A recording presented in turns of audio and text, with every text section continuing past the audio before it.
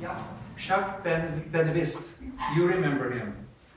He proved homeopathy about 25, 30 years ago. He was one of the foremost scientists in France, and he proved he potentiated some antigen, IgG, IgG or something, and he proved that they had some effect.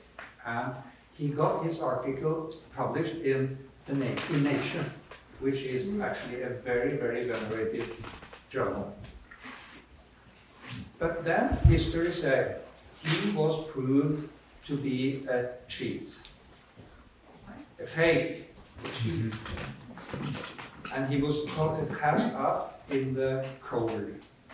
That was what read news, everything. So I happened to be standing one day in Paris outside the Sorbonne University, and who come? Jacques Benevist. And we talked for 2 hours. And he explained to me what really happened. You see, 3 men from Quackbuster, because his discovery, proving homeopathy, was a shatter in the scientific world. They couldn't bear that, they couldn't stand with it. So 3 men came to him from Quackbusters, led by a man called Randy. Yeah. And they came to his laboratory, where they went around clapping, ho, hey, ho, hey, ho, ho, hey, hey, hey, hey, like this. And then his homeopathic remedies didn't work. Because homeopathy is not memory of water at all. It is memory of the elemental beings in water or in the globulin. You know, homeopaths, they have spent a lot of time to sort of prove memory of water. And then they sprinkle the globulin with water, and all is evaporated, and still it works. So it's not actually the water, it's the elemental beings. And if you scare them away, it doesn't work. And he saw that, because Jacques Benevist was not only a scientist and one of the best in France, he was also clairvoyant. So we had a really interesting talk about elemental beings. And that's why you should never clap after spiritual things. We learned that when I grew up, when there was somebody presenting some spiritual things, we should never clap. Never clap in church. Never clap. Today I've forgotten these things. It all started with going into the elemental world. To do something with the elemental being, you should be able to go into the elemental world. And Rudolf Steiner described how you go into the elemental world. I have to add, the elemental world is, of course, the creation. It is the physical world, which is a sort of Maya. And behind every physical being or thing, even a drop, even a globally, even whatever, even an atom, there is an elemental being. This is not the etheric world, this is the elemental world. And going in spirit, going into the elemental world happened for the most important moment, the 3rd of April in 33. 3rd of April in 33, when the Christ force went into the elemental world, all the layers of the earth. And the 3rd of April 1912, same day, some years later, Steiner gave a lecture about how to enter the elemental world, just like Christ actually did. He was supposed to give that in Russia, but they hindered him, so he did it in Helsinki. And there he gave this lecture how to enter the elemental world, how to fade into the white of the snow, or the green of the pasture, or the blue of the sky. He didn't actually say more than that, but actually you can fade into whatever you want. But it's easiest is with snow. And this is also described in many stories, for example about Parsifal. He did mistake after mistake after mistake, as you may know. And then it's written one day in the middle of May. He came riding through the snow. Then it should be middle of May, middle Germany, snow. So, and he saw 3 blood drops. And it's very exactly described how he faded into them. He lost himself.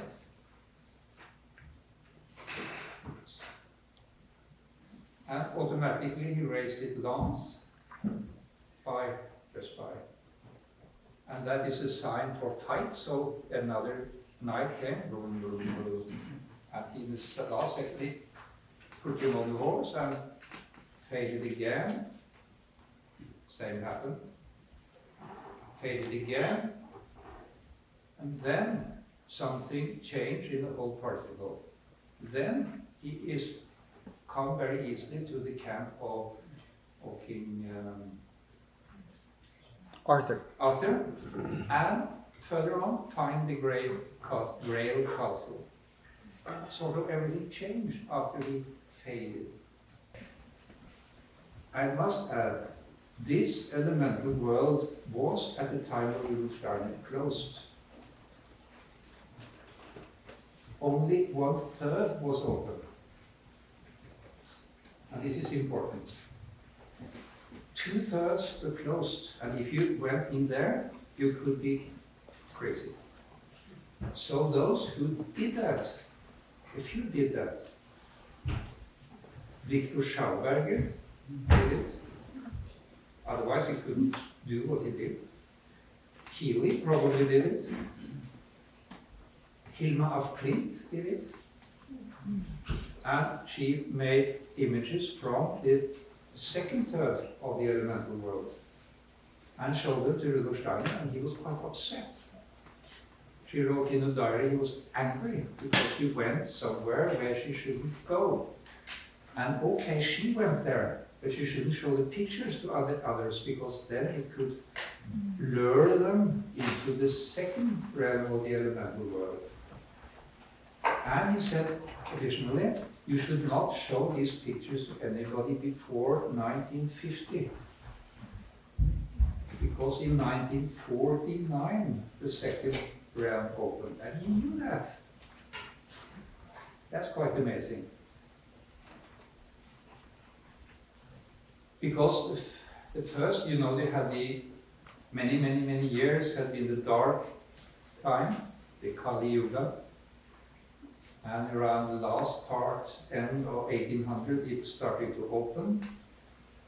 And then it was possible to travel into the elemental world. So the third, the superficial part of the elemental world, opened around 1879. Then we had access to, Rudolf Steiner said, Michael was fighting the dark powers of darkness. And they were thrown down on Earth, which is the elemental realm.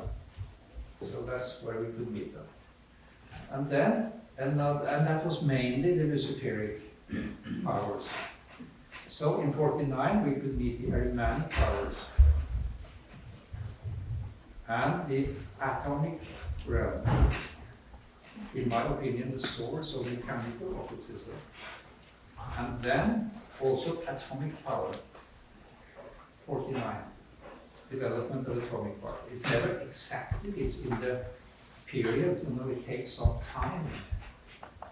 It's not very seldom that you can say as a turning point, but you know, you have a certain period. And between 1879 and 1949 is 70 years. So another 70 years, then the last part of the elemental world opened, which is dominated by the Assyrian forces. It opened in 2019. And very interesting, the first time I really seen Assyrian forces in disease is 2020, in this COVID thing. I will not speak that much about it, but it is quite interesting. That was the Assyrian forces which attacked the eye and the blood. And I see them quite clearly, or saw them quite clearly. According to Rudolf Steiner, he didn't talk that much about the Assyrian kings. He didn't like that. It was in the future. It was almost 100 years in the future. So he avoided much of that. But I could mention a little about that. I was told in the car that there was some interest about that, the spiritual side of COVID. I was in Naples in 2019, invited to give a talk, because 20 years since I made the first talk there. And on the way from my hotel to the university, there came a huge crowd of young people, led by a Swedish little 16-year-old girl with platters, which I have read is the only person Donald Trump shows some fright for. It was written in a Norwegian newspaper. So, and I was watching this, and I had long wanted to meet Greta Thunberg. And what amazed me mostly is that over her and this demonstration hovered an archaic being. Archaic being. You know, the third realm of the angelic. So I thought, wow, she is something.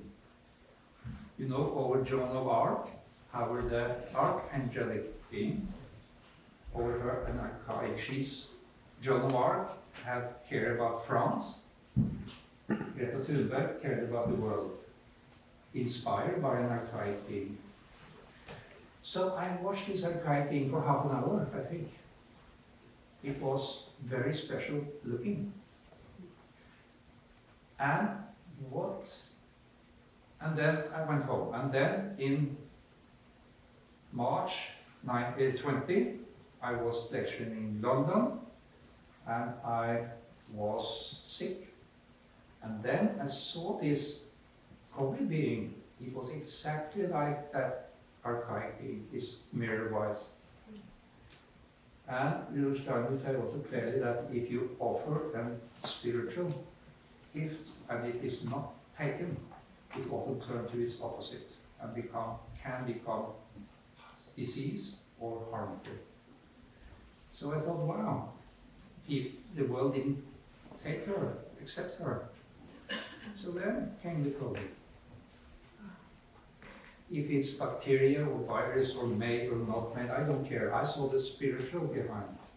Strangely enough, what she told us to do and we didn't do was stop lying. She forced her mother, who was a famous opera singer, to stop lying. And when she was invited to the United Nations to speak, she took a sailboat over the Atlantic. What a go. And the COVID did the same. So I think, wow, if you don't do it voluntarily, you have to, we are forced to. But, you know, what will come next? Because now the first realm of Asuras is open. And it will be, as I almost said, also, the evil is gathering, happening. It is gathering. And it is a change. This is a huge change in the spiritual world. It opens for the Nordic path to the elemental realms, to the spiritual, to the etheric spiritual. But there are also other changes in the spiritual world, which Steiner described, that from about the end of Kali Yuga, Mikael is elevated from archangel to archai, and is no longer actually very accessible. He presents now Christ from the sun, which is not very close. But and Rudolf Steiner say it that way, his vacancy is filled by another angelic being called Vidar. Vidar in American, Vidar in Norwegian. Which also happened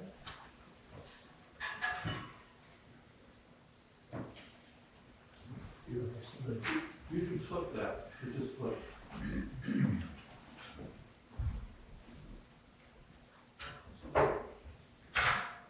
Wow.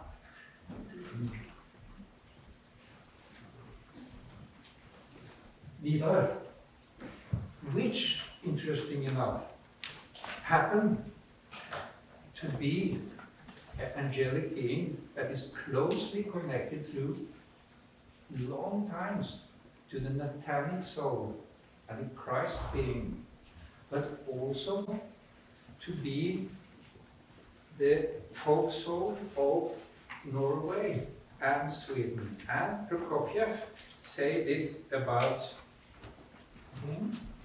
At the end of the Atlantean epoch, Mikael, through the Nathan soul, conquered the Python dragon, which is Lucifer, which, working in a human astral body, wanted to bring the three soul forces of thinking, feeling, and willing into such a state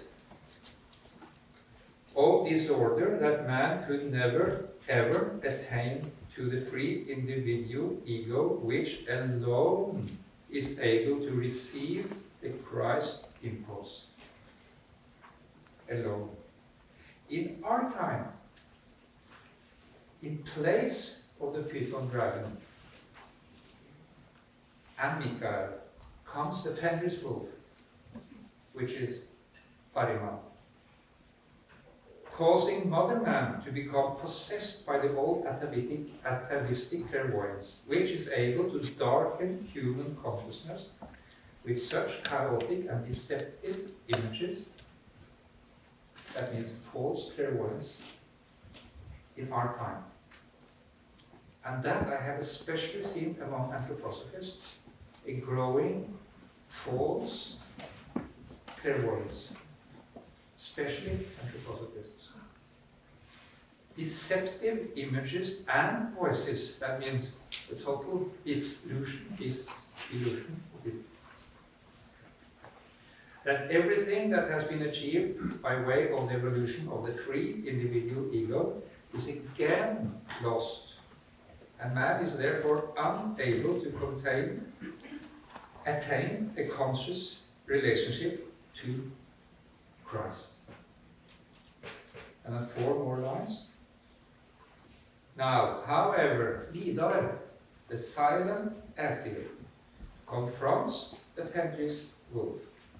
Vidar, who works in the spiritual world together with the Nathan soul and reveals to men the right path, the path which leads to a true true supersensible experience of the etheric Christ. So you see, this is very important. Very important. And Vidar is only reached, no, I cannot say only, easiest reached through the elemental world. So when and then it comes, yeah, that is the introduction sort of. I try to do this sort of pedagogic. I'm not a great pedagogue, so. So we have now talked about to fade into the white and the blue and the trees and the flowers and so on. And how this is done is described in the 3rd of April, Helsinki 12. Then that brings us into the elemental world. And now the elemental world is open. And when I started as 5-year-old to merge into trees and white snow, I actually did exactly what Steiner described from I was 5 years. So I very early came to see all the elemental beings.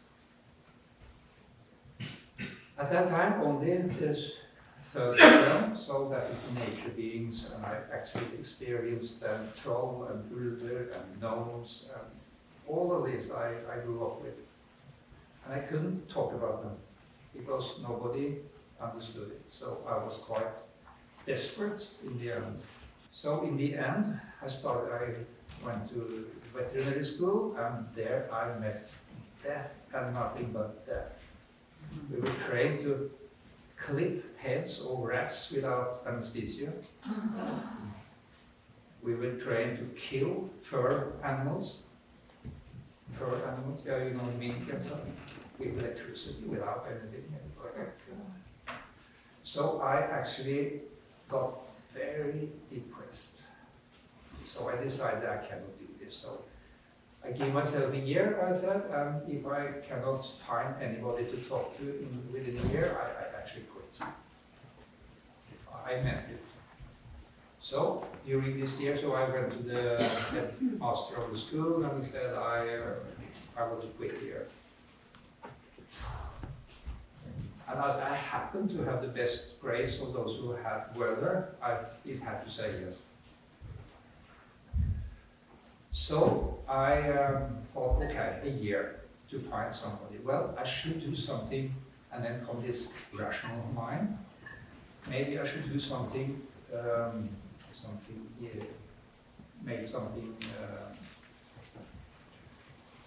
make something for this year, so I don't throw it away. If I don't quite well, then I'm dead. So, well, I asked my father to arrange for me a job at some place near Sandefjord, where I live. And he said, yeah, there is a place with handicapped children. So I went there. And I may get emotional now. So the second day I passed this bookshop, and I saw a book, Life Between Death and New Birth. What? And then I started to shake, and the doctor of this place came past, Margit Engel, a very famous anthroposophic doctor. So I said, look, is this true? Yes, sister. And I said, well, does grown-up people care about that? Yes, sister. And then I shake was even more. And actually several of the people who lived there as a companion, they said that I walked for some days over the earth. And that began the anthroposophic and the world with this, and I came to understand the elemental beings. And then I finished veterinary school, and then I had, as I could see them, and I started to understand. This is the foundation of actually the next thing, which is very important, and actually very important. When I became a veterinarian, I saw that all the diseases in animals came from the owners. Every one. And I told the Now, for example, there is a veterinary anthroposophy group in Dorda, and I personally have to, the cause of the disease is the human being. You have to address that. No, we will not do that because that sounds too weird for people. You know, we have this trying of anthroposophists to look normal. Which is a little irritating. And then I saw more and more that not only from human to animal, also from human to human, especially when in treatment, it jumped over to somebody else, called translocation. So I tried to teach my fellow colleagues who were acupuncturists that it just pushes the disease over, and they don't like to hear that because it destroys their work. So they don't want to talk about translocational disease. That what they do in treating patients directly without transforming is actually inweighing.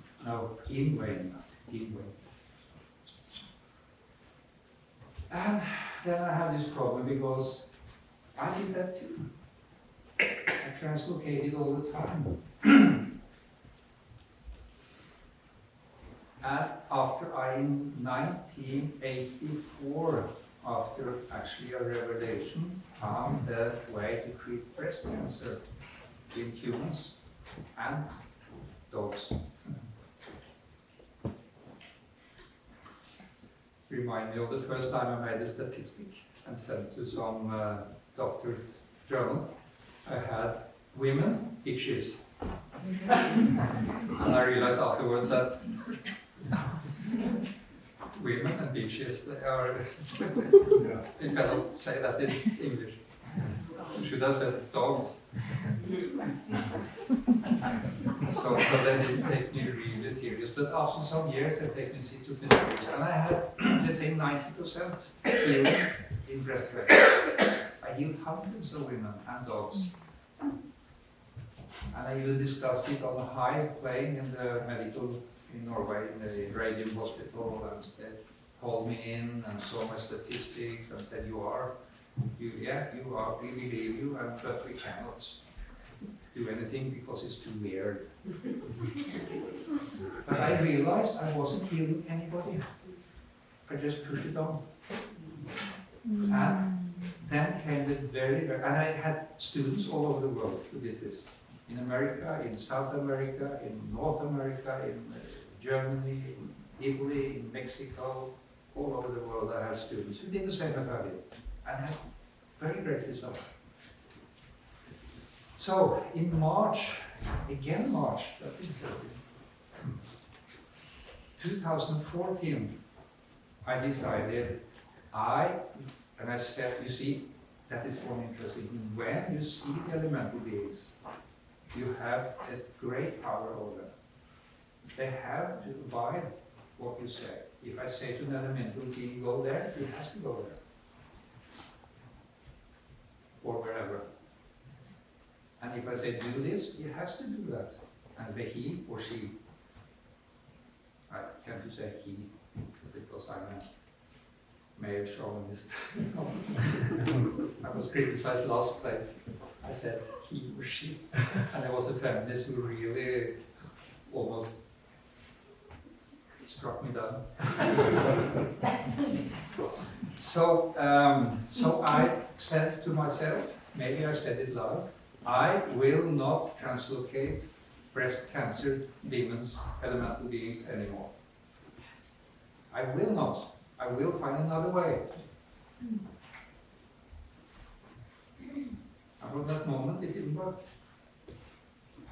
It had been working for 30 years, which also is an interesting time. 30 years it had been working.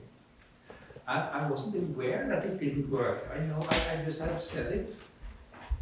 And I don't expect them to hear it that clear. So the first thing I was aware of was 2 months later when a colleague in Florida called me Peggy Fleming, and said, "You have to help me, it doesn't work anymore." Then I realized it doesn't work for me either, because I haven't got any feedback.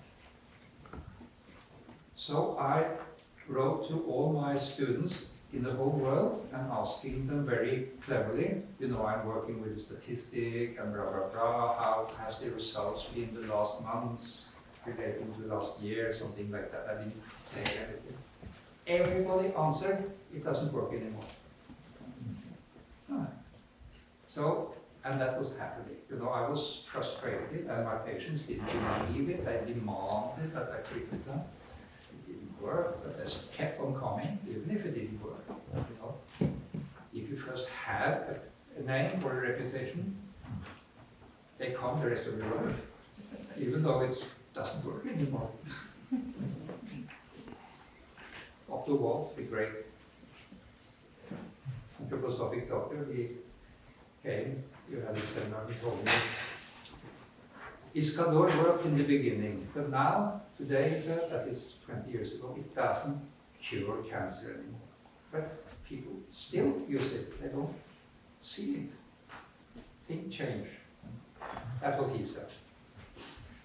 So I knew that I had to find another way, and then it comes to the Christ force, because I hadn't actually considered Christ in the etheric, in the elemental, I mean. Also Christ in the etheric, in the elemental. I had actually not, I didn't feel Christian enough to sort of even consider it. Although I always wear a cross, and read the Bible. And I was wondering when I was 16 and I read the Bible, I always started to cry when I didn't understand it. So I thought, how do I find a way to treat disease without translocating? Because everybody did that, more or less. And I thought and thought and thought and thought, who do I ask? Steiner is dead, Peter Dunov is dead, everybody's dead, who do I ask? So I thought, Judith von Halle, maybe. So I wrote to her and asked, no answer. I wrote again, no answer. I wrote again, no answer. I tried a handwritten letter, no answer. By myself, I get handwritten letters, I throw them, I cannot read all the different writers. So. And then I went down to her house in Blumenstrasse, and knocked on the door, didn't answer, didn't open. Spent the night there. Next day, a friend of her opened the door and said, just go home. So I went home. And later I heard that she answered questions by lectures.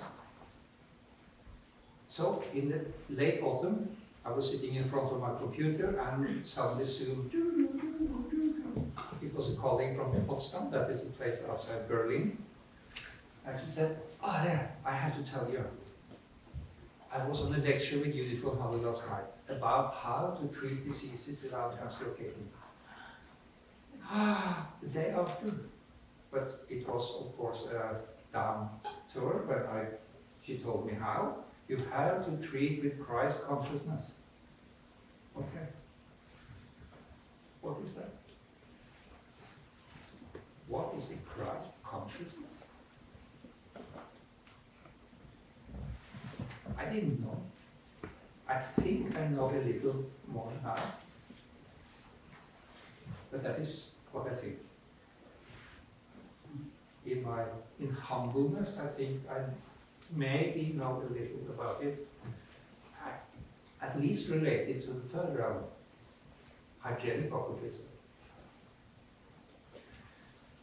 So I took a year or two, and then I started to understand that Christ is in the middle. We talked about Christ between Lucifer and Ahriman. Now it is Christ between Lucifer and Ahriman and Asura. So I started to understand Christ is in the middle. That is one realization. Then I started to understand that the essence of Christ's lessons is love thy enemy. Even when this ear was cut off, he put it back on the soldier. Love the enemy. And what is the enemy of the doctor or veterinarian or therapist? It's sort of the disease. The elemental being that causes disease is looked upon as an enemy. The exorcists, they drive it out. If you read the description of Constantine Perry, a homeopath very well known in America, he described how, with homeopathy, the disease is driven out from the liver or kidney and out, and then to the skin, and then out. So all the therapy is directed on the disease. So I started to realize I cannot treat the disease. I have just to go in between. That is called the middle. And then I read, no, that is too early to say. Yeah, and then I tried, and then you could actually, when you see the elemental being, Steiner said Luciferic is always at the top, Arianic always down, Arianic always at the back or right side, Luciferic always up, front, left side. So, and that was very obvious. And in disease, they were stronger than normal. Either the Luciferic was stronger, the Arianic was stronger, the Azuric after 19. So what I did was actually only, and as I told you, when you can see or sense or smell or hear the elemental being, they have to obey you. So I said, move a little back. And then I said, move a little back 3 times. And I said, in the name of Christ. And then suddenly diseases started to transform. They were cured, not by anything. So I even tried with a group of horses once in northwest Germany and one time in Iceland. I had a group of veterinarians. I said, make a total diagnosis of all the horses, where their pain and problems or whatever, stool medical and osteopathic or diagnosis. So then I only opened the middle and walked sort of past Christ. And in 20 minutes, 80% of all symptoms were changed. And now we come to, because we are talking about devices, was some sort of title of this lecture, wasn't it? Christ in devices, something. I was told that in the car. You see, this man has put up this tool and made the headlights, so I'm just sitting there and asked, where are we going? So I try to keep to sort of the headline. And now comes the very interesting, because I thought sort of that this was only in sick animals and humans. But it's not. It's everything. The elemental beings, they are everywhere. So the first time I actually experienced it was again in Germany. I have been teaching quite much in Germany. And there was a place where all the horses were sick. And I didn't understand why they all were sick. And then I went out of the stable, and there was a huge tower. I don't know what G, but that caused the problem. It was very obvious. And I said, then I started to do this. And one of the students said, why don't we treat the hole in the middle of the tower? It almost felt a little blasphemic. In ask Christ into the tower. Well, we did it. And in 20 minutes, the horses were changed. And in a few weeks, the labels disappeared. And I called them 2 years later, and it's still okay. And from that on, it really changed my work and my teaching. Then I started really to teach how to combat electromagnetic. Yeah. And then I had a course again in Florida, where there was a Japanese woman who was very allergic to the phone. She couldn't talk in it. Had it on loudspeaker. Hello. And then I opened the middle there, and she could speak immediately. In Germany now, it was a woman who was allergic to her husband's great passion, homemade beer, German beer. And he was so sad she couldn't drink with him. Because he reacted allergically, she treated the beer and drank the whole bottle. And came red-eyed next day. Of course. So, then I started to teach people to treat the middle in pathological devices. In electricity, in computers, and I have many examples I could tell you how it changed totally how they work on people. In cell phones, in cars, towers, transformators, cell phones, computers, screens, television, and so on. The first thing is that you have, and we trained up today, he was there, and you too, where were you? Yeah, there you are. How to find the middle, because you see, Christ is in the middle. At Golgotha, where was Christ? In the middle. What does it say? When you are gathered in my name, I am in your middle. Christ is always in the middle. And he doesn't attack his enemy. That is the two most important things. He's in the middle, and he doesn't fight the disease. He goes beside. He opened. And then it started to transform. So the interesting thing with this hygienic occultism is, in my opinion, to bring Christ into the elemental world. That changes everything. You see, you can think about treatment from outside. You can think about massage. You can think about medication, acupuncture, craniosacral therapy. That is from this world, the physical world. When you enter the elemental world, everything changes. The laws are different. And then you can only bring the Christ in, and it changes everything. And then you go outside, and then you see things change. Eczema and whatever, headache or things like that.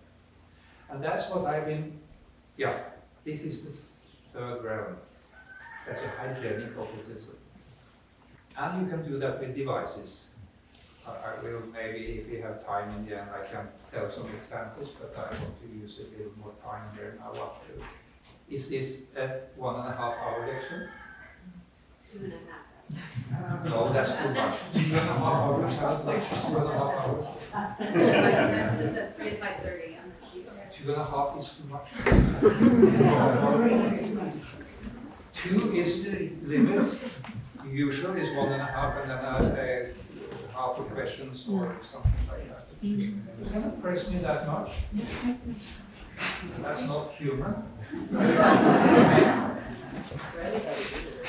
You agree? For anybody. Yeah. We've had only an hour. Okay, how long have I been speaking now? An hour and 6 minutes. An hour and 6 minutes. Good. You see, when you further enter from the third realm where you see the hygienic elemental beings that has to do with disease or pathological influence or 5G or whatever, vaccines, you enter deeper. Then you come into another realm of the elemental world, which was not open at the time of Steiner. So he hasn't actually talked much about it because that would be wrong. We don't talk about closed rooms. That's like the fairy tales. The princess say, that room? No. And the stupid boy, he always go in there and everything is destroyed and collapsed and she disappeared and, you know, that's half of the fairy tales actually. So you come into the second realm, and that is the realm, in my strong opinion, of the mechanical occultism. This is dominated by vibrations, by tones, by geometry, and that is where Hilma of Klint actually entered. And when you enter there, you also change everything. And you can bring Christ in there too. So, when you then sort of construct a machine or device, like the Strader or Kiri or something, you should not construct it from your intelligence from outside. You should construct it from inside. And that is a totally different thing. And when you bring the Christ into that second realm, it changes the atomic function. I have done that because I always like to experiment. And I have done that experiment only once. And I would love to do it again.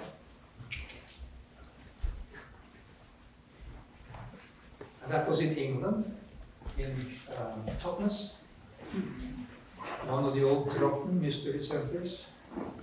There are three main Drotten Mystery Centers old. That is one in the White Sea in Russia, one in Norway, and one in southwest England. What is called this, that goes out in the sea. Cornwall, yeah, Cornwall, Totnes. And all these three places are characterized by Troy castles. Troy Castle is around this labyrinth. And where I live, that is called Troy. And I didn't find a Troy castle in Totnes. So I was wondering, and Tobias Kaya, who invited me there, he said, I said, is there any Troy castles there? And that kind of very interesting. He said, do you know who founded Totnes? That was escapees. What is that name? Refugees from Troy. They came up to England from Troy. So we had this room, and we were talking. It was many people, almost like here, I think, and it was much smaller, and no air conditioning, and the air started to get really heavy. Oxygen was used, and somebody said, let us take off the doors. I said, wait, I want to try one thing, and I didn't say what I was going to try, because we shall not tell people about experiments. That is not scientific. We shall be double blind as much as possible. At least single blind. Cannot be double because I know. So I went into the second realm. And then I sought out the oxygen atom. And then I did the same as he explained, open it for the Christ. And then I came back and I asked the people, how is the air? And I said, what happened? It's much easier to breathe. The oxygen was sort of renewed. I had tried it only once. But the result was actually as I expected. From this point, you can develop mechanical precision. You change the pattern itself, the working of the structure of material, and then it can, and that it makes it also more, because when you infuse a Christ force, you cannot misuse it. That's why nobody could use the car of Tigri. He had some access to this realm and could start it, but nobody else could because it was closed. And then I ventured further in my quest through the elemental world, and I came to the first realm, where there is no way, there is total vacuum and inhabited by Asuric beings. And there you have to be very stern because you can get lost, so you go on straight ahead and you don't care about the Asuric beings. I didn't actually want to get involved in them because they are terrible. They are gruesome beings. But they are masters of the vacuum.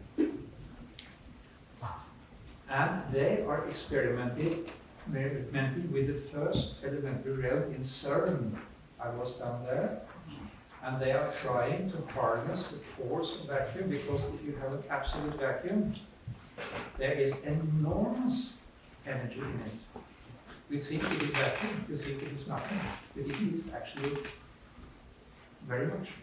The elementary particles pop in almost. And that force could be 100 times the atomic force. With no pollution probably, when we can harness that force. So then I came to the threshold, from the to the etheric world. And there was a figure, and at that time I thought, who is the guardian? Could it be Michael or whoever? So I asked him, who are you? And he said, I am Vidar. Vidar. Yeah. I didn't know very much about Vidar. Only from school, of course. Vidar is a Norwegian entity, a god of old which survived Ragnarok. And this Camp Hill village, where I actually found anthroposophy, is called Vidar Åsen. Åsen means little mountain. Little mountain of Vidar. So I went there and asked my old friends, Vidar, oh yeah, read the lecture of the folk songs. And Prokofiev had this, he has actually gathered everything Steiner has said about Vidar in this little chapter in his book, The Year of the Cycle as a way of initiation. I had that book. So when I went here, and I hadn't studied it deeply enough because I had met him actually. So I took a knife and cut it out, and my wife said, "You are not cutting that out of the book." And I said, "My dear, I blew it in when I come back." And you see, okay. And then Vidar, as I wrote, is actually the new bringer of the Christ consciousness into our world. And Steiner said, because now I have read everything about him, and Steiner said he is the bringer of the Christianity from north to south. And Vidar is the northern deity, sort of northern spirit, that is important to the whole world, but will bring it from the north. And that's why I call it also the northern path of initiation, because he is reached through the old northern way. through the snow, sort of, through the elemental realms. Not the way described by Steiner as the German or more southern way. It is another way, because that was not open at that time. So he couldn't do that. But he did it in Helsinki, in the north, on Long Friday, the original Long Friday, which I think is telling quite much. So, and then Vidar, when you reach this garden of the threshold, he starts in the same way as Michael to teach. And I must say, I thought, wow, or quiet, because something that actually almost had before irritated me with Steiner is that every cycle we repeat, old Saturn, old Sun, old Moon, and then old Indian, old Persian, you know, again and again and again and again, and sometimes I really and now I came to Vidar. This has actually irritated me with Steiner, but not anymore. He started the same. 8 weeks, 24 hours a day, 7 days a week. He talked about the cycle of the cosmic time as the cycle of the year. It started with old Lemuria and what is the first yeah. He started with that, went through it all. Atlantis was very interesting. It was a little different from Steiner. Just right. Very interesting. Through the end of times. 8 weeks. And then, very much parallel to Steiner, but some differences, actually, which made sense. I will not go into that now. And then he started the teaching, the real teaching. And he said, my obligation is to bring the modern man today a Christ consciousness. Or Christ, actually, not Christ consciousness. No. Christ, not Christ consciousness. But of course, if you meet the Christ, you get a certain Christ consciousness, but it is a difference. And then he said, the most important thing today to reach Christ is to be able to transform the demons of the world, because it is tightening. Now you have the Luciferic, Arianic, and Asuric demons. And the most important in this transformation is not to just translocate them, but to transform them. And then I realized that Rudolf Steiner had actually said the same, without anybody noticing. Anybody. Well, maybe some, but not to my knowledge. Because in Oslo he gave some very interesting lectures about the 5th Gospel, where he, in the end of the 4th and beginning of the 5th, described Jesus of Nazareth. And he uses 4 or 5 pages to describe Jesus' depression. Because why was Jesus depressed? Because he looked around, he saw all the old medical system, philosophical system, religious system, shamanic system, but they all just translocated disease. Even his beloved Essene friends just pushed Lucifer and Ariman out to the others. That is what we still do 90% in therapy. Still do. And he was depressed more and more. He saw no hope for the world. It became more and more demons, which is pathological elemental beings, transformed by bad actions and so on. And then he told his mother about this, a famous talk among anthroposophists, and she understood him, and that was a change for her to receive the more the Sophia courses. And for him, it was sort of a release. So he sort of, and he went like this to John the Baptist, and there he received Christ. So why does Steiner put these two things together? He described his depression over translocation.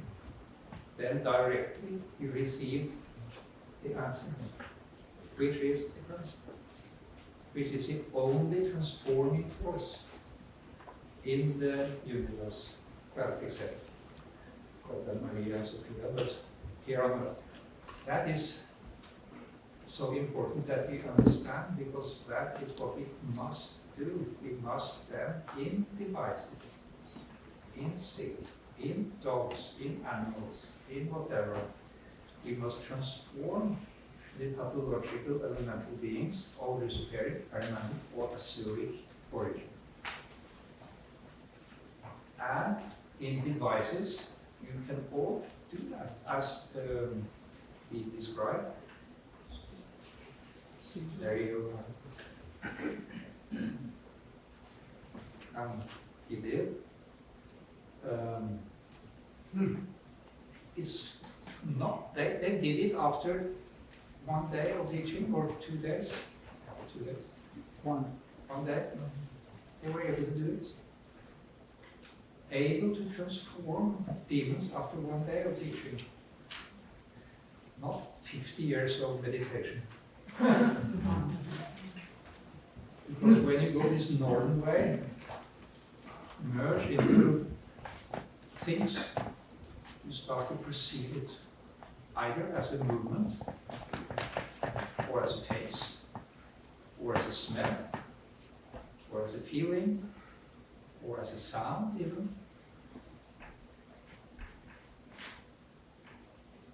And that is what we can do.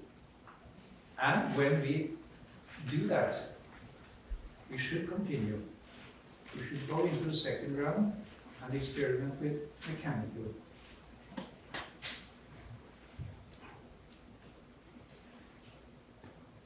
The atoms. And we can go into the first, which is a little tricky still. It's been open very short time. And there you can deal with eugenic occultism, which, according to Steiner, have to be done before around 6,000 years after Christ, because then we cannot have any more children, and we have to sort of do it ourselves in a way. We have to do it ourselves. You think that we get children ourselves, but of course we don't do that. It is hell. And Steiner said, once he was telling about this, very seldom he talked about Asuric forces, but he said, hold your chairs, because I tell you that you were born because of the help of the Asuric forces, which are genuinely evil. So we have to Christianize these genuinely evil. I think some said last today, or I have no idea when that is our going, that Steiner said that we cannot transform the Asuric beings. I actually think we can. I beg to differ on that. I think we can.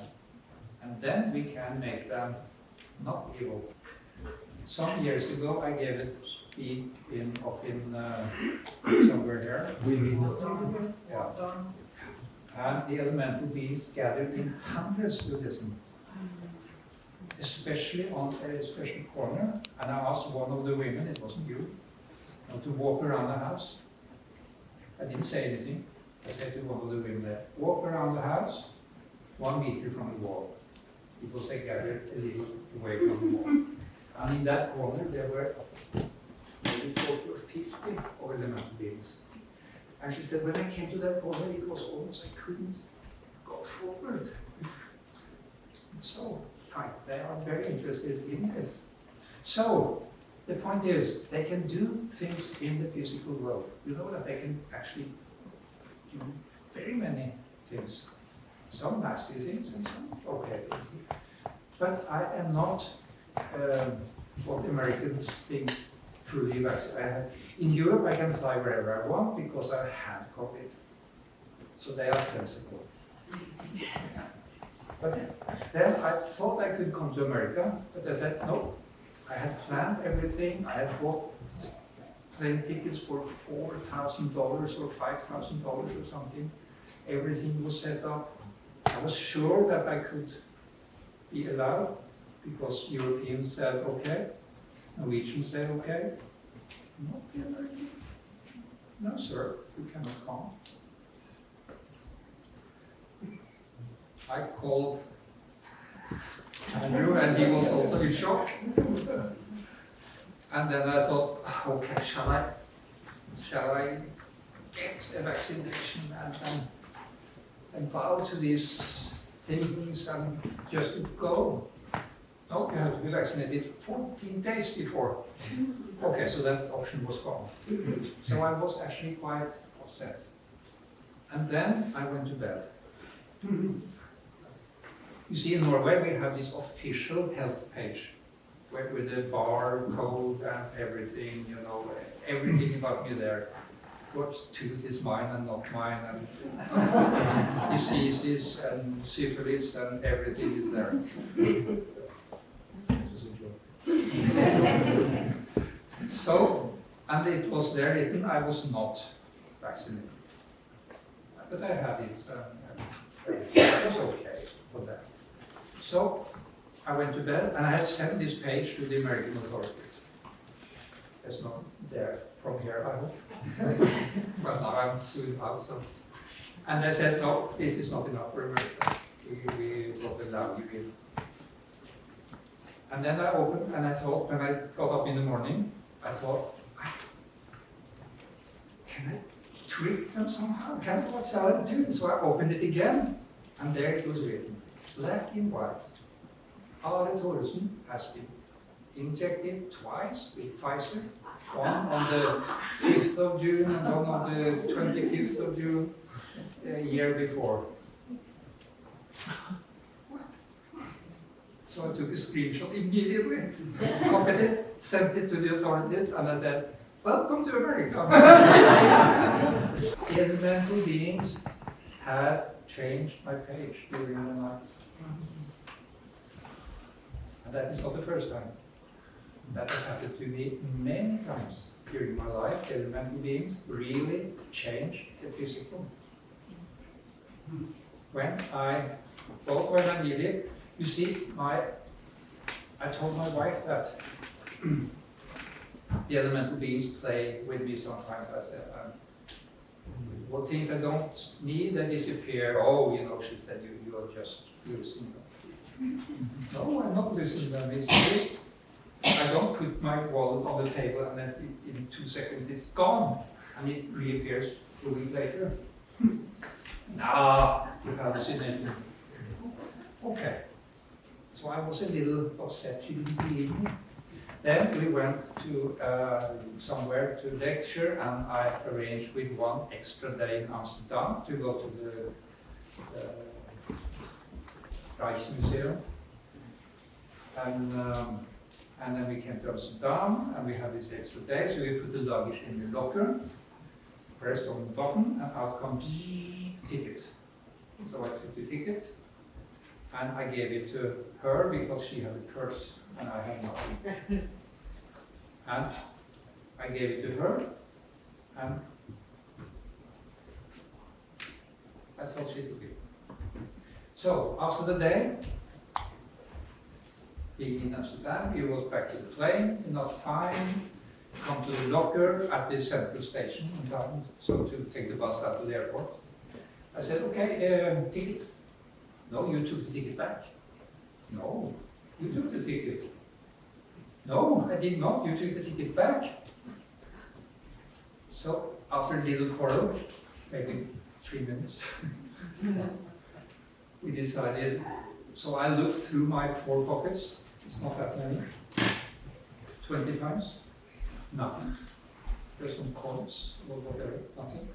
And she looked this little purse 25 times, no ticket. You have been in that situation. Oh, all the time. Oh, very amazing.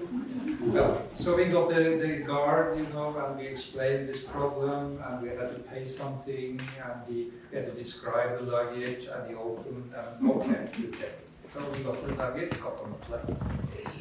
And then, to Norway, taxi home, post box, okay, post up, opening the front door, going in, go into the living room, there's a table. In the middle of the table was a ticket. Untouched, not a scratch. And then she said, now I believe you.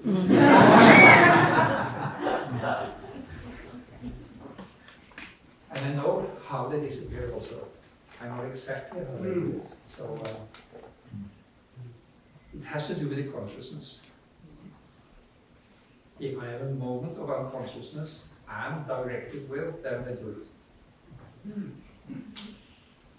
And I can almost feel that they do it. So that is the important thing, actually very simple. Bring the Christ into the elemental, then you get access to a change in the whole structure, molecular, hygienic. I haven't tried the eugenic. I don't think I will do that in this life. Yes. Yes. Rudolf Steiner spent a good deal of his writings and lectures on Michael, and told us about the school in the 15th century, and then the manifesting of Michael's presence in Rudolf Steiner's time, setting the class as the first class of 3 that he was never I know all that, to yes. share. What is Michael's role now, and why wouldn't Steiner have indicated that he would abdicate this He did. mission? He did say that. He said he would remove himself from He Christ's said from mission. 1879 he will be elevated to ArkLight. Right, And that is where he works from now for the whole world. Not as an archangel for a smaller part. but aren't the class lessons and the Michael school for all of mankind? That's why he's an archive. So I would like to understand the relationship of Vidar to Michael. He is like the son of Mikael. Mikael is the father, you might say. Don't take my comparison totally. He is like the father, let's say a farm. You have the farmer, he do the cows, and then he work and work and work, and then the son take over, and the father can watch it all and say to his son, you need more nitrogen over there. That cow have a mastitis. But the one who do the work now with a single cow is Vidar. Where does that leave the class lesson? Well, that is Michael's teaching, the high one. Doesn't leave it anywhere, it is what it is. But Vidar, he is more the practical, the son of the farmer, the owner of the whole thing, you might say. He's practical. He has to do the milking, if I continue that allegory. And that is why his teaching is much more sort of practical today. You know the 19 lessons, are not practical in a way. It is huge, but it's not practical, sort of. I find Vidar's teaching much more practical, the sun. And Rudolf Steiner said that this is the words referred to Steiner by Prokofiev. Now, today, however, Vidar, the silent essay, he was called by the Vikings the silent, because at that time he was an angel and shut up, confronts the Penrith wolf, Vidar, who works in the spiritual world. And Vidar has since all times been connected to Christ, to the Nathan soul, and to Buddha. With the Nathan soul, and reveals to men the right path. The path which leads to a true supersensible experience of the etheric Christ. Nothing wrong with Mikael, of course. He is the boss, sort of, the old man. But Vidar is the sort of the close, because he's one step down. He was actually 2 steps down. When Mikael, he was an archangel until, according to Steiner, 1879. Then, when he finished his fight, he was elevated to archai. And Steiner said, then his work was vacant. Because he didn't connect to the human beings then, he connected to the whole world. He didn't connect to the single cow or sheep, as this allegory. Then his son took over, Vidar, who was an angel, Buddha's angel, healing angel.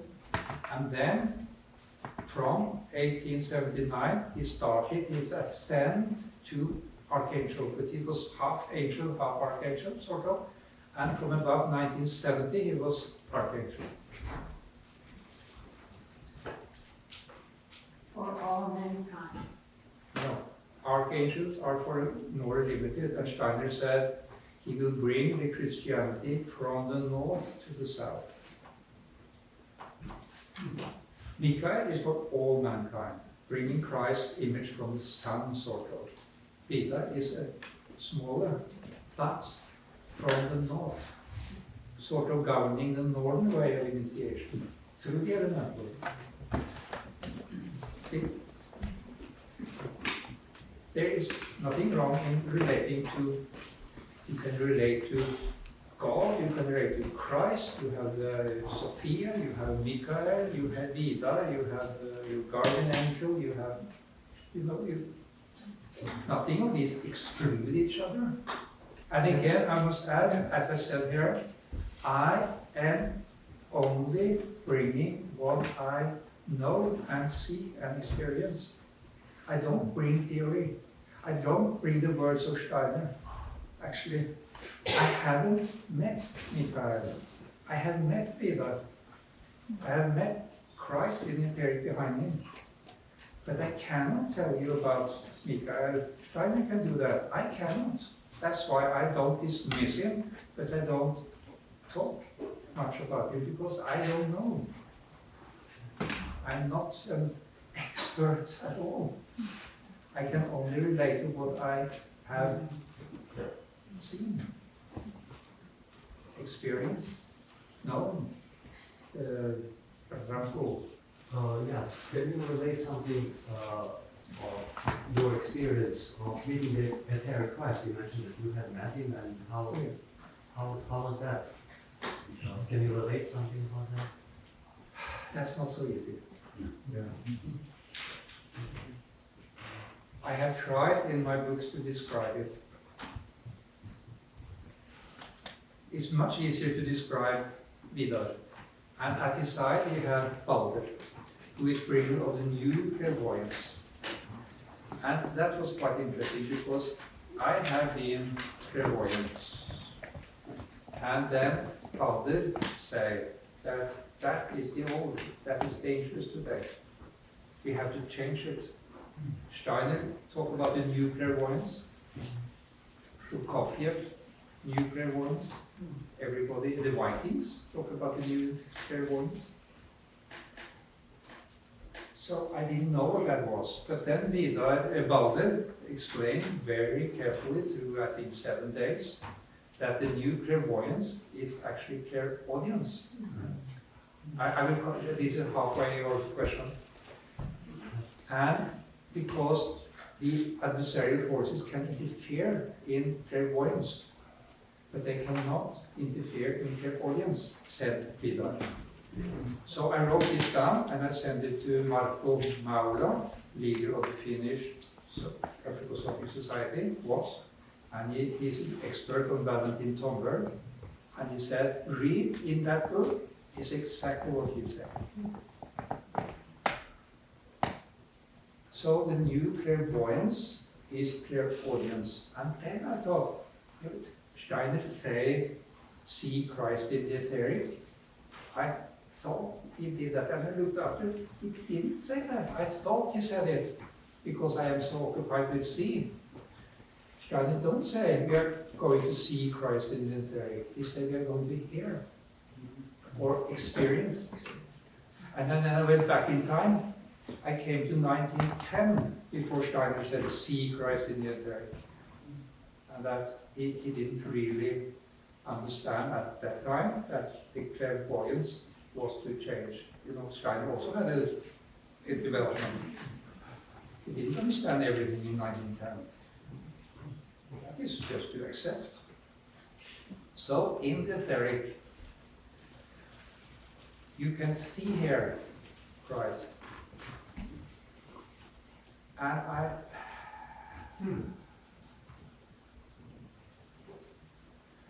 this is actually a long thing to, I don't think it is very right now. I have to start with that. I get too tired from going into, because this is so huge. I sort of have to be more inspired to talk about Christ in this. I can't do that now. Do you want to take a break now, or?